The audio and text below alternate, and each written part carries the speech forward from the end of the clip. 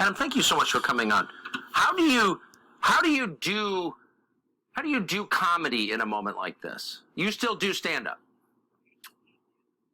Yes, I was on a stage at the Improv in Hollywood last night, and I was on stage with another comedian, and I started getting into some subject matter, and I could see in his eyes, like, don't go there. We don't want to get into trouble.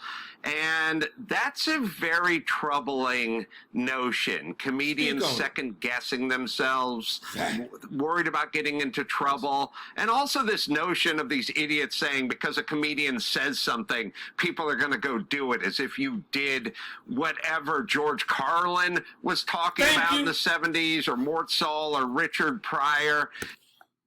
This is so significant to the profession of the clown, the verbal clown, the comedian, to be more specific, because the only paint we got is in our heads. It's the jokes, it's the words that we speak. And this is significant because freedom of speech does include hate speech. If it didn't, it wouldn't be free speech. It's a bunch of things that are hateful, and it's very clear that they're hateful, okay? But it is protected under free speech. I don't know where this thing came with feelings. And so the bottom line is that it has gotten in the way of the funny. And I'm so glad that Tucker Carlson and Adam Carolla, they're discussing it. And we're living in a great time, people.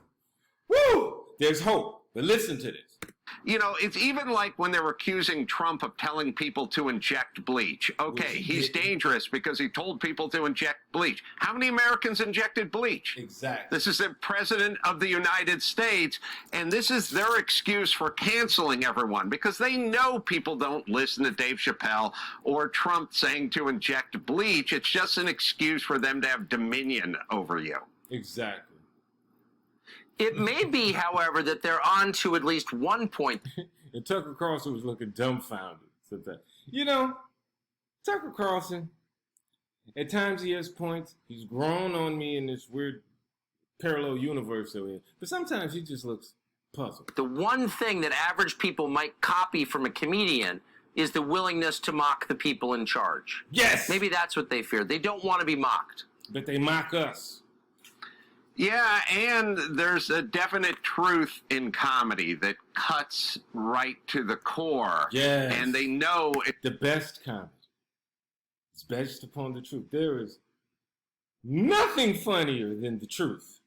That's what makes it so funny. That's the reason why everybody can go, ah, ah. That's why observational humor is so funny, which is something that Jerry Seinfeld has made a fortune doing. He don't say nothing political. He doesn't talk about anything that's edgy. He just makes hilarious observations. You lose and can't silence that community, there's going to be issues. Remember when Jon Stewart was on Stephen Colbert's show several months ago, and he was like, hello, Wuhan lab leak. There's a virology lab up the street. Don't you think? Watch Colbert. And everybody's tension was so tight. This is what he's talking about. Exactly. And that's when it's the funniest. Shout out to Paul Mooney. Reaction to that. He was like, oh my God, one of our own has crossed the line. But it's not crossing the line. It's a comedian being funny and making observations that are... It's not crossing the line. It's a comedian. Patently true. So how have you... I've always wondered... I don't know if I ever asked you, how have you continued to act like it's 1986 when it's not? What? Now, isn't it odd that back in 1986, the time when men were so unevolved according to feminists and all this stuff, right? How come comedians were more free verbally? And this is just a little personal homework for the serious comedian. Do some research on Lenny Bruce. Okay? Because he's the reason why speech got free. But I digress, but it's still on the point. So, listen to this. Why doesn't it affect you? Well, this is going to sound self-serving, but you'll see it almost everywhere. You have to be good. If you're good, you say what you want.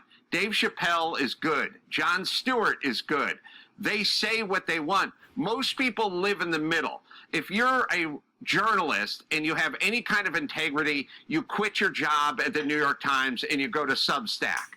Those are the good ones. But most people aren't good. Most people are in the middle. And when you're in the middle, whether you work for a big corporation or the New York Times or Netflix, you need to keep your job. Most Americans want to keep their job. Very true. See, but that's what we've lost. We've lost sight of the fact that as long as the person was good at what they did, meaning we're coming to you for XYZ, you're excellent at XYZ, but then you might not have liked the person's personality. You may not have liked the way that they live their life apart from the business in which that you have come into contact with them about. It used to just be based upon being good. And then everybody kind of made concessions for your less than agreeable lifestyle, no matter what that was. But Adam Carolla has a point. Over about anything else, they're not good enough, and they don't feel they're good enough to say whatever they want and do whatever they want. That's a really good point. I wonder, though, when all of this ends, won't a lot of comedians be ashamed that they went along with speech codes, which are antithetical to comedy and free thinking? Yes. History, a lot of comedians have been on the wrong side of history.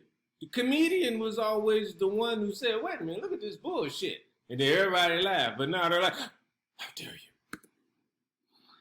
Comedians eat Count Chocula at 4 a.m. in a bathrobe in their living room every night. They do not feel shame. No, we don't. They not don't have the shame gears that the rest of That's right. Not real ones. Feel shame. They don't have the shame gears that the rest of America is constrained by. So no, they don't normally feel shame. They eat edibles, stay up all night, and make fart jokes. So they're a hard demographic to shame. But my feeling is if you're but somebody's got to do it. Comedian, you got in it to say what you wanted to say, and if you're curtailing that in any way, especially because some woke a-holes are going after you, then you're a coward, and you've given in to the mob, and you become a comedian to push back against the man. And the man... Now, he has a point. I thought he was going to just cap it off sooner, but he's still continuing on. Do you remember when I said that the number one prerequisite of being a comedian is you've got to be fearless? You've got the audacity to be funny. You've got to have the audacity to be funny, which might mean you might not get a line. You might offend somebody. You might piss somebody off. Because somebody who don't have a sense of humor will never find senses of humor funny. Is not Ron DeSantis. The man is the woke mob if you're a comedian. Exactly. Well, that's exactly right. Do you worry that venues where you're performing could be shut down? Fuck them. No, but it doesn't mean it can't happen. That's what I mean by fuck them. I don't have a choice. I'm a comedian. I have to say what I'm thinking. Thank you. See, he said it. I wanted to stand out to everyone because most of us, we do it by way of action, by being on stage, by saying those things that everyone would like to say, but they don't say. That's where we make our money. That's the sweet spot. And the money, to me, is the laughter. Because you make people laugh enough, oh, the dollars are coming. Some people like it, some people won't like it. But the second that process ends, I got to go back to carpentry. Right, and fuck that. Still living like it's a free country. Adam Carolla joins us tonight. Adam, thank you so much. Excellent. I just want to have us focus on these little headlines here. Lefty radicals are trying to cancel comedy. You'll be canceled. Let's look at some more headlines. The left aims to silence all unauthorized opinions. Well, that's me, baby. Comedians. We have unauthorized opinions. But that's all it is an opinion. The fuck? It's like assholes. Everybody got one. Let's look at some more. The left aims to silence. I said that. The left. They gonna stick with that. There was another. The mob should never have veto power over comedy, over the funny. Get the fuck out of here. And there's a study, and people have been trying to say the reverse, but it's not true. Even though people may be intelligent individually, once you put them in a crowd, their IQ drops. Crowds are dumb. And that would probably be why people in power want the group, the peer pressure to decide critical decisions. Anyway. Strained by. So, no, they don't normally feel shame. Oh, shit. We already finished this. I was going over the goddamn little headline there. And that's the end of that. This is short and sweet. Part of this made me want to talk about Dave Chappelle right there. Brilliant set. Thank you, Dave. Shit, man, I've known Dave for a while. I'm not going to say we close friends, but we are colleagues. We have socialized and worked together in many of the same venues. So I'm saying, Dave Chappelle, Bill Burr, Cat Williams, Marquez the Greatest, many other comedians are out there willing to walk the edge, but not jump off like Andy did. You know, it's a thin line. It's a tightrope. It's a tightrope. You got to walk it. But when you walk it masterfully, people love you for it. So comedians, young C's, seasoned C's, comedians is what I'm talking about. Hey, man, dare to be funny, man. Make this world a better place. Make more people laugh, so then more love can come in. I'm out. It's the 13th one. 101. One of them ones. Often imitated, never duplicated. Marquez the Greatest. May you never need what you want, and never want what you need.